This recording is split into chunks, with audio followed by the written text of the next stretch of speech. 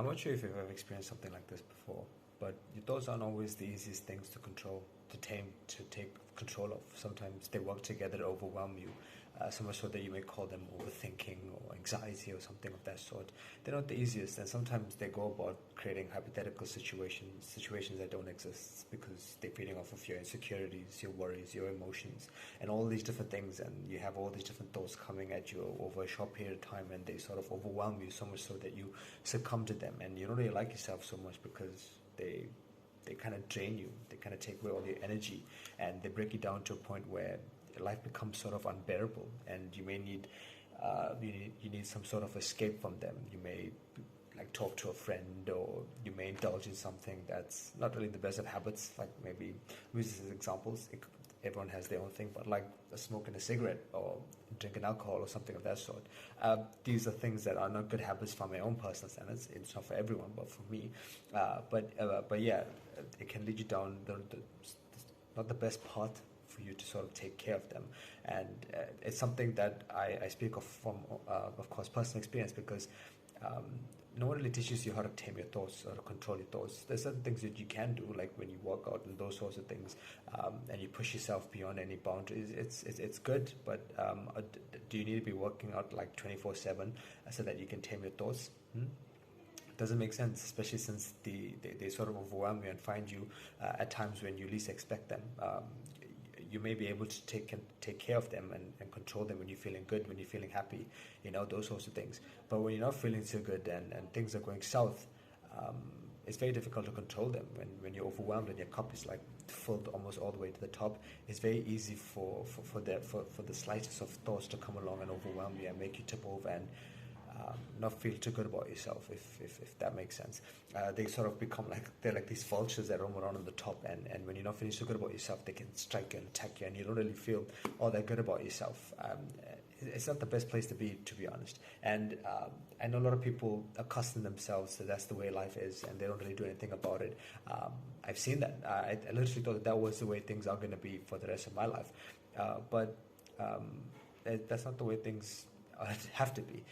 When I was younger, I thought that that's the way things had to be, and I would have my own way of dealing with them. I thought, okay, I would be in anxiety the whole day until I start training, and then everything's going to be okay. But after some time, it started to make sense that this is not the way things need to be. And one of the things that I would do for myself is I would go out, I would go for walks, I would detach, I would leave my phone behind, I would leave all the stimuli behind, and I would go for walks, and I would engage my thoughts. I would speak to them, I would pick at them individually, and I would question them so much so that I would break them down to the most individual, the most specific, most detailed level, so that I can understand them. And in some way I would sort of tame my thoughts. So instead of having them roam around and break me down, whenever I could, I would go for a walk, and I would tend to them. I would take care of them. I would dig deeper into them so much so that I understand them at the most deepest level, so that they don't sort of roam around unattended and break me down when I least expect them.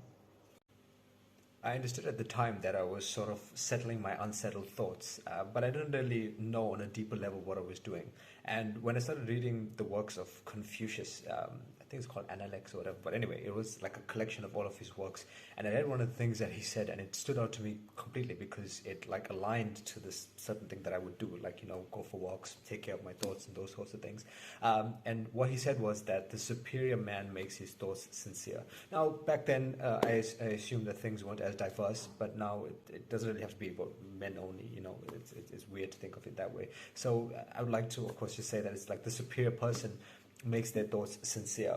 So initially, when I first heard the word person, the word superior, it kind of made me feel uncomfortable. It made me think that it was some sort of egotistical game. But over the years, I've sort of come to understand it differently. Like it's not an egotistical game. When he says superior, it doesn't mean that other people are inferior. It means that the one who's willing to stand up and make a difference, the one who's willing to do something about their life, the one who's choosing to no longer be a victim, the one who's choosing to take responsibility for their own thoughts and do something about them. Because when you're afraid and those sorts of things, when you're struck by fear, you can cower in fear, or you can stand up and be courageous, right? Like when things go wrong in your life, you can be a victim and you can cry about it, or you can stand up and take responsibility for your life. So when Confucius said the word superior, it doesn't mean like inferiority and all those sorts of things and superiority, right? It means that the one who's willing to stand up and be courageous, especially when they feel afraid, the one who's convinced or sometimes feels compelled to be feel like a victim, but stands up and takes responsibility for their life instead. So that's what it means by superior, and that sort of blew my mind, because it felt like that was sort of something that I was doing, and something that I would have to do like in my everyday life. I didn't really know what the word sincere meant, to be honest. I would see it at the end of email signatures and letters, but when I googled it and I looked it up in the dictionary, it actually meant that something that doesn't have deceit or dishonesty in it. So when Confucius said that the superior person makes their thoughts sincere, it means that the one who's willing to make a difference, the one who's willing to stand up for themselves, is the one who takes their thoughts and removes the deceit and dishonesty from it and makes it sincere. So it doesn't mean that your thoughts are just going to come along and suddenly not be dishonest or not be filled with egotistical things, or filled with emotions, or who knows where they come from, right? They could come from someone else, it could come from something we watched on TV, they could come from negative program from the times we were children, those sorts of things could come from many different places. But the one who chooses to be different, the one who chooses to make a difference, is the one who, instead of succumbing to these thoughts and taking them personally and attacks himself because of it, is the one who, instead of doing that, is the one who takes them and breaks them down and questions them and sort of understands them and removes the deceit and dishonesty from them and makes them sincere. So more than anything else, I should tell you that at times you're going to be compelled to feel like a victim. Your thoughts are going to break you down to such an extent that you're going to feel like a victim, that you're going to feel afraid, that you're going to feel overwhelmed, that you're going to feel anxiety.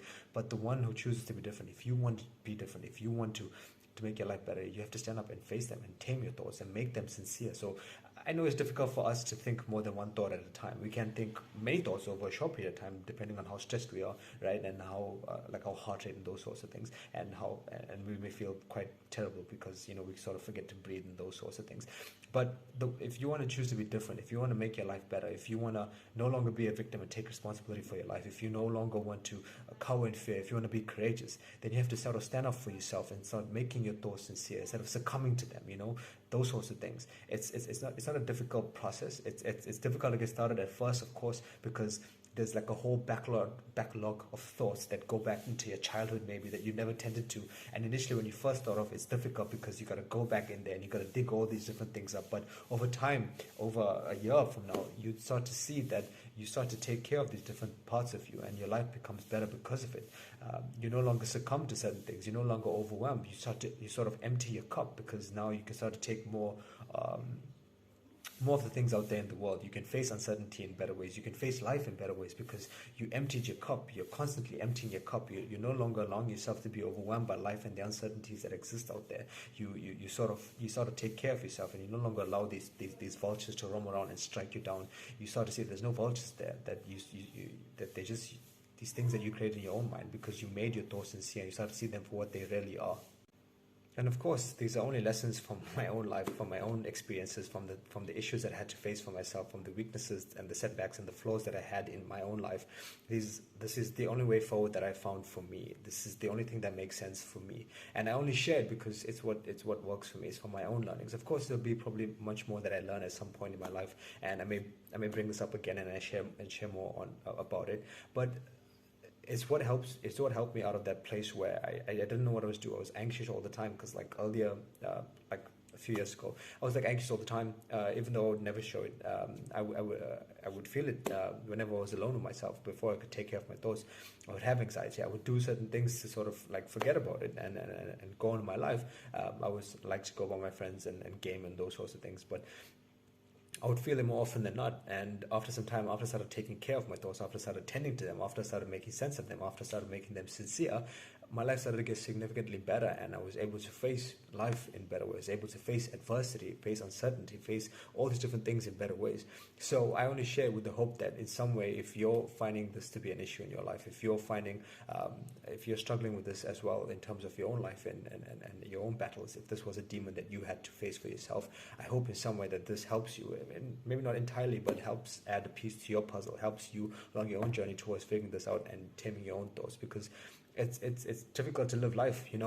Adversity is out there. It's terrible, but it's worse when you don't set yourself up to succeed. When you're working against yourself, when you're running away from the things that you need to face, when you're facing life reluctantly, if that's a good way to put it.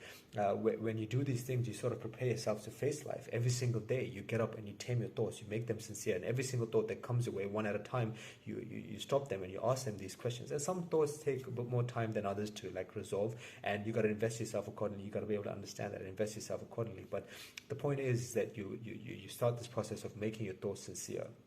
And over a long period of time, you start to see that your life will start to improve. You build better relationships because you'll understand yourself better. You'll understand why you do the things that you do. You'll know yourself before you speak and do things. And every single thing that you say and do afterwards, because you make your thoughts sincere, it will become sincere. It will become difficult to doubt. Your intention will become difficult to doubt. It's a thing that you develop over a short period of time. It's something that you have to maintain yourself. But you start to see that once you make your thoughts sincere, your life becomes sincere. There's no longer deceit and dishonesty in it. Of course, there's things outside yourself that you can't control, but from the things that you can control, there's hardly any deceit or dishonesty in there, and it's going to make your life significantly better. So do your best to make your thoughts sincere. Maintain this process in yourself, build this habit in yourself, maintain it as often as you can, daily, weekly, and you start to see over a long period of time, when you play the long game, your life is going to start to improve, and you start to face life in a better way. Your entire life will become sincere, and you'll become the person who makes a difference in your fair share of the world. So in some way, I hope this helps you. I hope this makes your life better in some way. If it does, if you have any questions, of course, let me know. Until the next one, take care of yourself, be safe, and peace.